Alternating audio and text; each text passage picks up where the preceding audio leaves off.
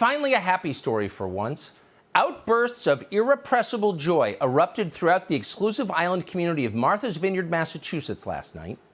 For hundreds of years, Martha's Vineyard had suffered from the soul-crushing effects of its own whiteness. Island residents understood there was only one cure. They badly needed diversity. In fact, they often said so.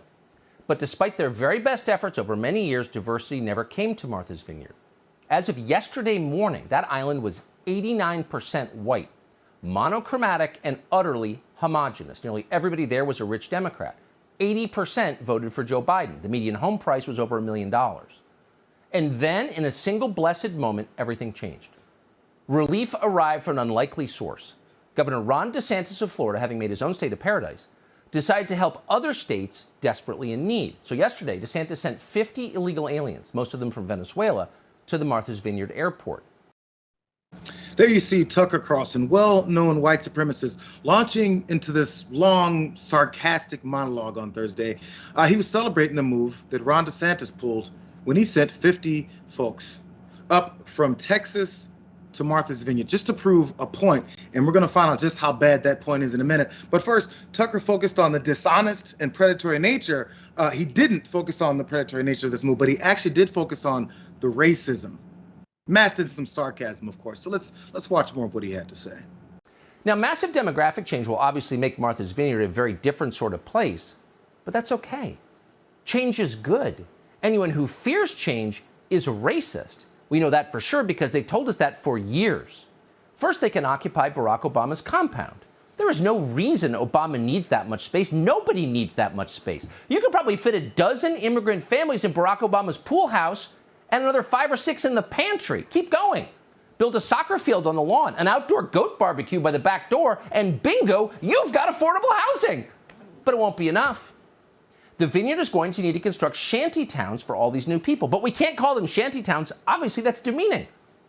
So we're going to call them townships after Obama's favorite country. And then we're going to give them dignified names that suggest some kind of victory over adversity.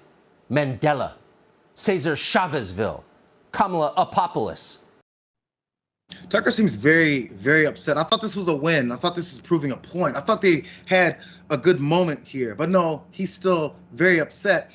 So let's skip down to what he did in there at the end of this entire over 20-minute monologue where he's raging about this whole thing. He did get serious in this last part and gave his true feelings, but he definitely held on to the racism throughout this whole thing. Let's watch this last part. If we're being honest, we don't want to see Martha's Vineyard trashed. We're Americans. And Martha's Vineyard is a beautiful place. It's a sin to destroy beautiful things, always. Unfortunately, and this really is the point, Martha's Vineyard is one of a dwindling number of beautiful places left in our country. Martha's Vineyard is what most of America once was, not all that long ago. Small, socially cohesive, orderly, safe, with traditional human-centered architecture and big stretches of nature unspoiled by industrial wind farms and dollar stores. No sane country would allow millions of foreign nationals to walk across its borders illegally and then immediately give them government benefits in exchange for mocking our rule of law. No one would ever do that. It is suicide. Over time, it will destroy the United States. Everyone can see that, no matter what they say. But to the rest of us, it is a big deal. This is our country. We were born here. We plan to die here. We have nowhere else to go, and we don't want to live in a slum. Maybe Martha's Vineyard will finally understand. You guys, there's so much here. He's gone from talking about where some of these folks may stay, including Obama's their compound out on Martha's Vineyard, to then talking about how we can't go anywhere else. And I feel that's so ironic, since they like telling everyone else where they can go if they don't like it here and where else they can go back to if not any of that. But the sarcasm started, but the racism definitely persisted, you guys. Yeah. So, look, there's no more dog whistles in right-wing politics. There's now human whistles. We can all hear it. So he could have stuck with, hey, it's a bunch of rich liberals, right? And that's a common point. And sometimes, by the way, we go after rich liberals, okay? So that would not have been an offensive way to go. And he could have stuck with a political point about immigration, et cetera, et cetera. No, he chose to say that it was 89% white. He chose to say goat barbecue at Obama's house.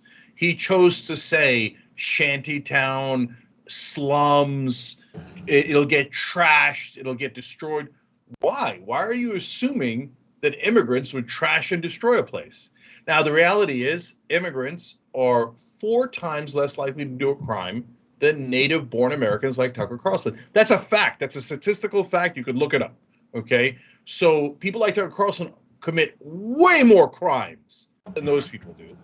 So, and by the way, Martha's Vineyard welcomed them. They're staying at a church in Martha's Vineyard right now.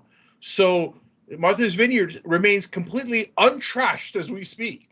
But for him, brown people equals trash, slums, etc. And he's saying that because that's what his audience thinks. And that's why he's rated #1 on Fox News, because they realize we don't have to hide our racism anymore. We could just say it. Talking about Tucker Carlson and racism is almost as like saying the sun came up, so it's the morning. Whenever he's talking, he's being racist. I mean, there's been studies that show that this is the most racist TV show in the history of cable news.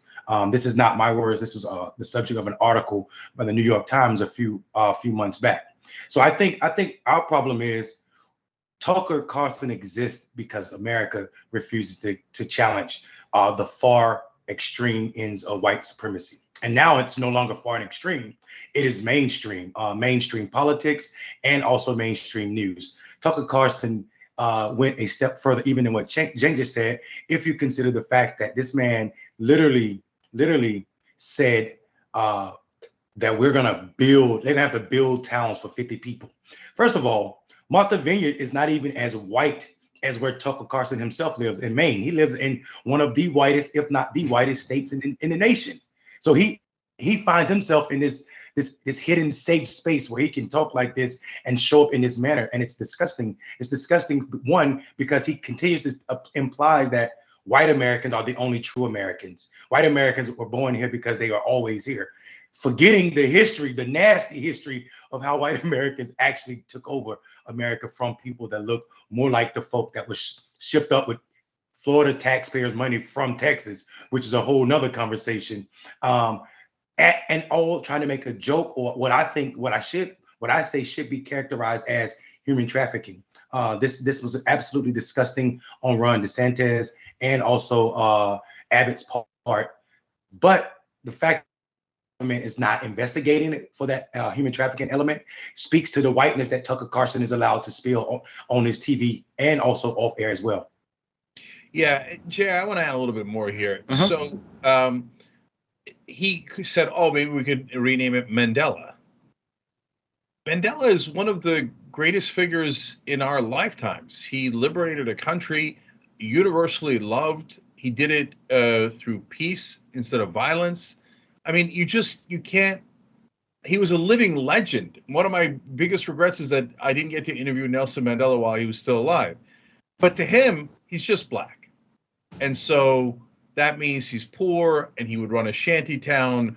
And if we renamed Martha's Vineyard Mandela, that it would be a laughingstock. Why? Because Mandela was black and he liberated black people.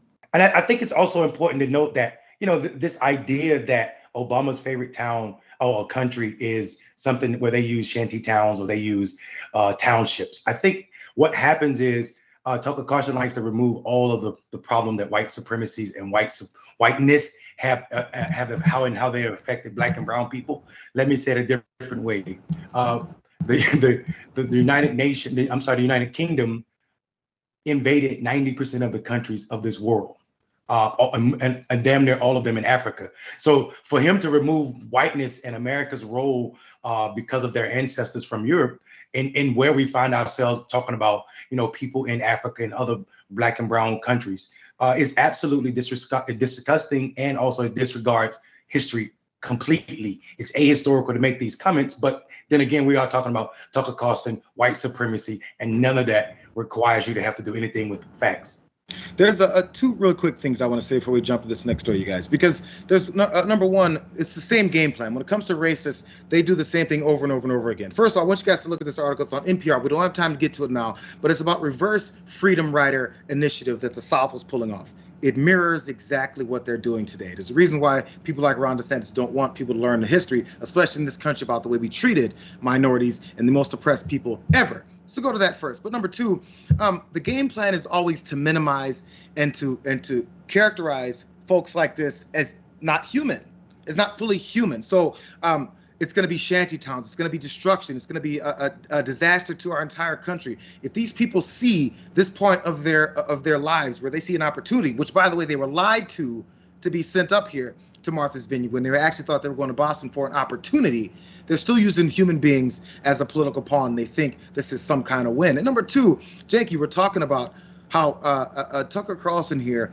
has all of these normal things he always says with races, and he throws this next racist comment, that next one that don't really mean much. He'll throw in Nelson Mandela. He'll throw in Obama's favorite country or city. That stuff is written on a teleprompter.